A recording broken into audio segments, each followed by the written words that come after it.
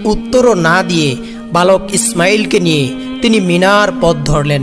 হযরত ইব্রাহিম আলাইহিস সালাম পূর্বেই একখানা ধারালো ছুরি ও এক গাছি রশি নিজের জামার আস্তিনের নিচে লুকিয়ে রেখেছিলেন। তিনি রওনা দিলেন হযরত ইসমাইল আলাইহিস সালামকে নিয়ে চরম পরীক্ষায় উত্তীর্ণ হওয়ার জন্য। ইব্রাহিম আলাইহিস সালাম পুত্র ইসমাইলকে নিয়ে মিনা পাহাড়ের দিকে অগ্রসর হতে লাগলেন। আর অন্যদিকে পাপাত্তা ইবলিস, মানব জাতির চিরশত্রু, সে দেখল যে হযরত ইব্রাহিম আলাইহিস সালাম ইমানের চরম পরীক্ষায় সাফল্যের দ্বার প্রান্তে পৌঁছে যাচ্ছেন। এটা দেখে সে হিংসায় জ্বলে পুড়ে মরতে লাগলো। আল্লাহ পাকের একটি নির্দেশ অমান্য করে আমি অভিশপ্ত চির জাহান্নামী হলাম যেই আদম জাতির কারণে। সেই আদমের অধস্তন পুরুষ ইব্রাহিম এত বড় কঠিন পরীক্ষায় উত্তীর্ণ হয়ে নবুয়তি টিকিয়ে রাখবে আর পিতা এবং পুত্র একসাথে বেহেশতে যাবে, সেটা তো হতে দেওয়া যায় না। তাই পাপাত্তা ইবলিস সংকল্প গ্রহণ করলো যে করেই হোক তাদেরকে এই পথ থেকে ফিরিয়ে দিতে হবে। সে চিন্তা করলো আসল ঘটনা বিবি হাজেরা ও শিশু ইসমাইলকে জানিয়ে দিতে পারলেই কেল্লা ফতে। পিতা পুত্র রওনা হওয়ার সাথে সাথেই পাপাত্তা ইবলিস বিবি হাজেরার কাছে উপস্থিত হলো।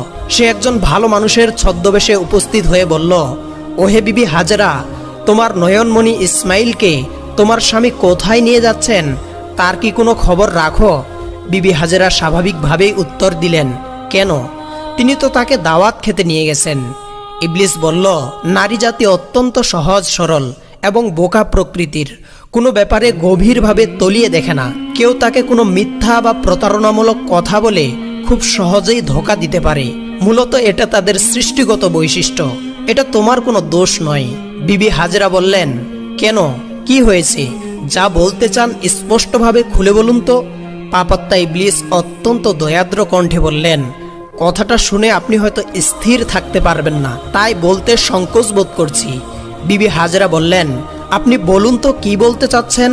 ইবলিস বলল, তোমার স্বামী তো তোমার পুত্রকে জবেহ করতে নিয়ে গেছেন। বিবি হাজেরা ইবলিসের কথা শুনে বিরক্ত হয়ে বললেন, কে তুমি? কি তোমার পরিচয়? তুমি আমার স্বামীর বিরুদ্ধে এই সকল কথা কি উদ্দেশ্যে বলতে এসেছো শুনি? পিতাকে কোনোদিন নিজ পুত্রকে জবেহ করতে পারেন এমন অসম্ভব কথা বলে তুমি প্রতারণা করতে এসেছো। আমি বুঝতে পেরেছি তুমি মানুষ নও, তুমি মানুষ্যরূপী ইবলিস। এই মুহূর্তে তুমি এখান থেকে দূর হয়ে যাও। ইবলিস বলল, হাজেরা, তোমার এত তেজের কথা আগামীকাল কোথায় থাকবে তা দেখা যাবে। যখন নিজেই দেখতে পাবে এবং বুঝতে পারবে যে তোমার স্বামী তোমার পুত্রকে জবেহ করে দিয়েছে, তখন তুমি জানবে আমি তোমাকে সত্য সংবাদ দিতে এসেছিলাম নাকি ধোঁকা দিতে এসেছিলাম। তুমি যে বলছো পিতা হয়ে কেউ কি নিজের পুত্রকে জবেহ করে?